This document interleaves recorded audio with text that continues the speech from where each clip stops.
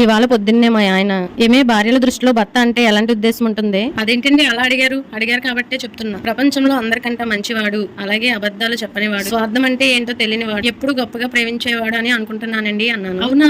మరి భార్యల పైన ఒక ప్రైవేట్ సంస్థ చేసే మానసిక సర్వేపై బయటపడ్డ భయంకరమైన నిజాలు వింటే నాకు నువ్వు చెప్పింది అబద్ధమేమో అనిపిస్తుంది అన్నాడు. ఏంటో అది అన్నాను. మొదటిది, భార్యల దృష్టిలో ప్రపంచంలో అందరికన్నా మంచివాడు వాళ్ళ నాన్న, ప్రపంచంలో అందరికన్నా ఎక్కువగా ప్రేమించేది వాళ్ళ అమ్మ, ప్రపంచంలో అందరికన్నా ఎక్కువ కష్టాలు పడేవాడు వాళ్ళ తమ్ముడు, ప్రపంచంలో అందరికన్నా తెలివైనది తనే, అందరికన్నా కిరాతకమైనది వాళ్ళ ఆడబడుచు, అందరికన్నా అందమైన అబ్బాయి తన కొడుకు, ప్రపంచంలో అందరికన్నా ఎక్కువ విజయాలు సాధించింది తన అక్క మొగుడు. ఎందుకంటే నువ్వు అప్పుడప్పుడు చెప్తూ ఉంటావు మా కదా, అక్క మొగుడు మా అక్కకి అది కొనిచ్చాడు, ఇది కొనిచ్చాడు, అక్కడికి తీసుకెళ్లాడు, ఎక్కడికి తీసుకెళ్లాడు అని చెప్తూ ఉంటావు కదా. ఇకపోతే నువ్వు మొదట్లో చెప్పావు చూడు వాడి గురించి, అంటే భర్తల గురించి. ప్రపంచంలో అందరికంటే చెడ్డవాడు, అబద్ధాలు చెప్పేవాడు, పనికిరాని వాడు, స్వార్థపరుడు ఈ ప్రపంచంలో ఎవరైనా ఉన్నారంటే అది భర్త మాత్రమే అన్నాడు.